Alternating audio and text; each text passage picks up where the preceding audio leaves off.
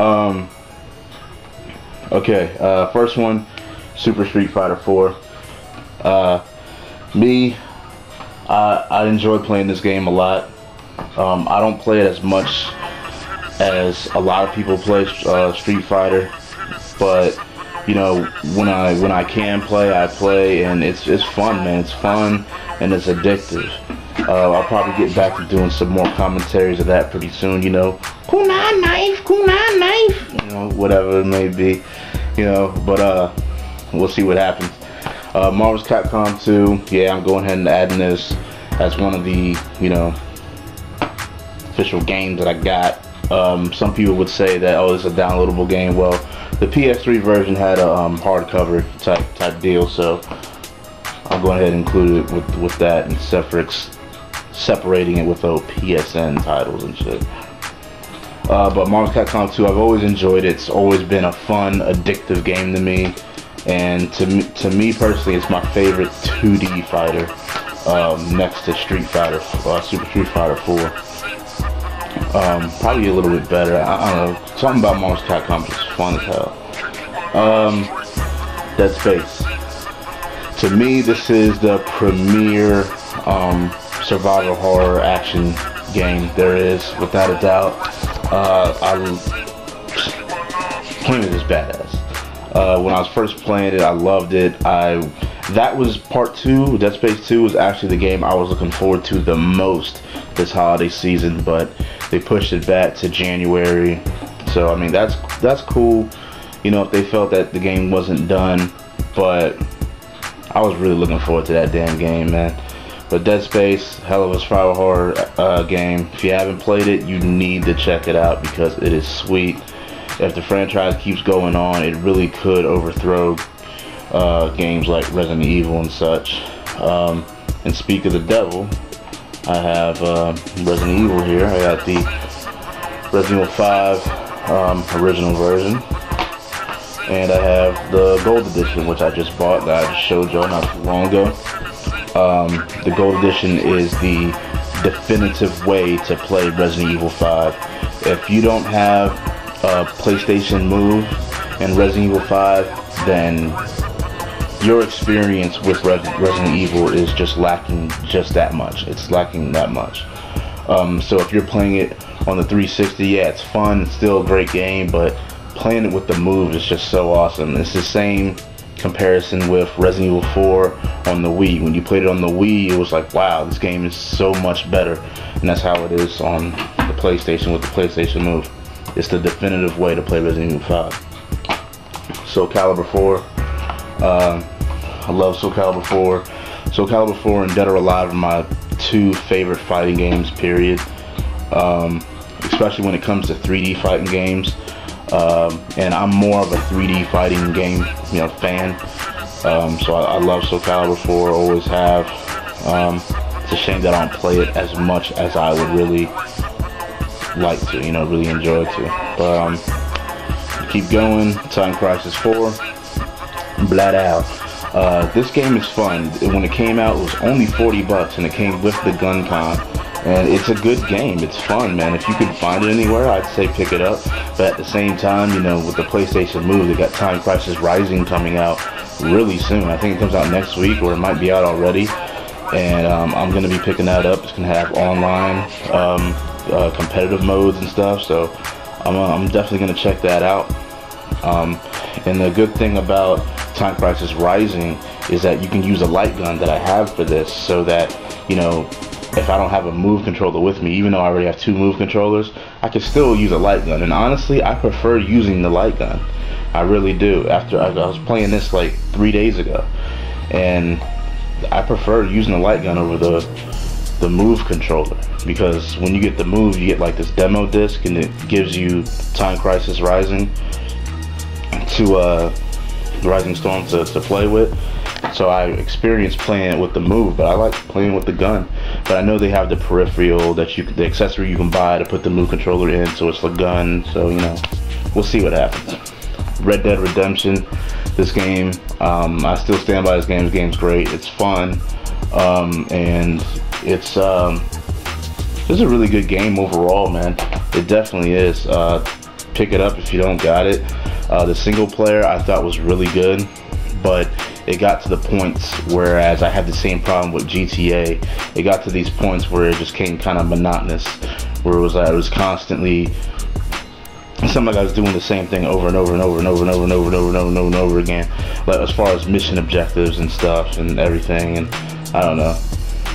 But it was still a really good game. The online was fun too. But yeah, definitely check it out. SOCOM Confrontation. I talk about this game several times. I get a lot of shit for it, but I personally think it's a fun game. I do. I'm not a hardcore SOCOM player. I never really played any SOCOMs before this. I started playing this after it got fixed up a lot. Some people that are hardcore SOCOM gamers and stuff like that just say, oh, it's still not fixed up, you know, whatever. But for me, for a casual SOCOM player, it's fun, it's easy to use, and the game fucking works for what they allow you to do. And like I said, it's just fun. I go up there with friends and play online. Got iPad, just got it. I think the technology behind this game is fucking outstanding. It's great. I'll probably make a move video after this, talk about a few, specifically the move games. But technology behind it's great, and my nieces and nephews fucking love it. Alright, now we got Ratchet & Clank Tools of Destruction and Ratchet & Clank Cracking Time. Both of these games are really good. Tools of Destruction was great, but Cracking Time was just badass, man. Cracking Time was fucking great, man. It really was. I know I think they're making another Ratchet & Clank, right?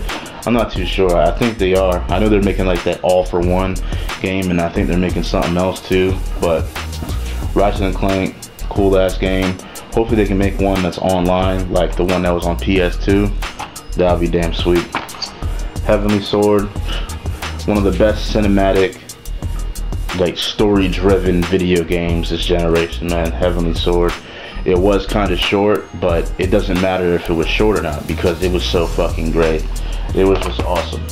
Game just badass.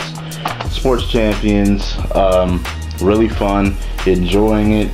If you definitely need, I wouldn't say need, but it's definitely in your best interest to own 2 motion controllers to really appreciate this.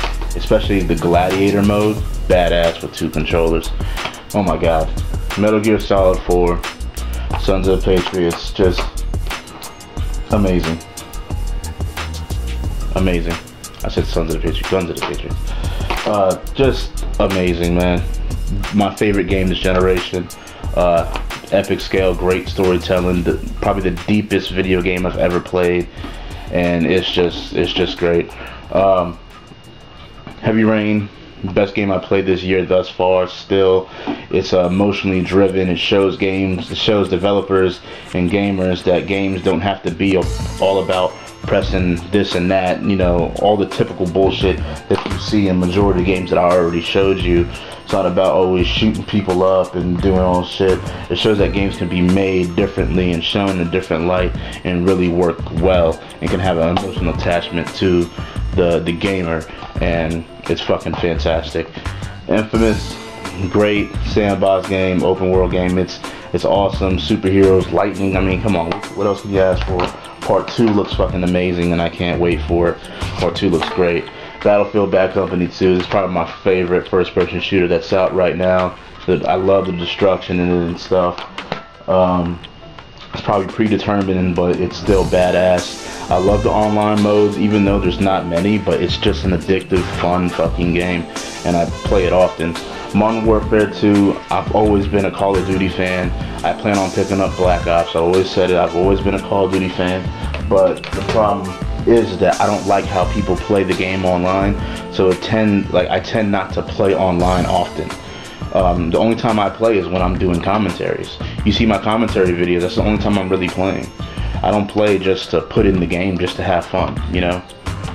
I play the game to record commentaries. That's how much I play the damn game, so you should know by that. Demon Souls. Demon's Souls, great game, fun as hell. I'm almost done with it. I kind of got into it late. I've owned it since it came out, but I got into it late.